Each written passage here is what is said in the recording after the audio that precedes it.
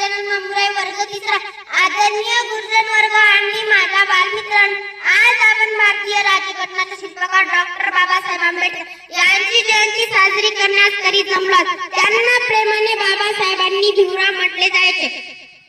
बाबासाहेबांचा जन्म 14 एप्रिल 1891 रोजी झाला.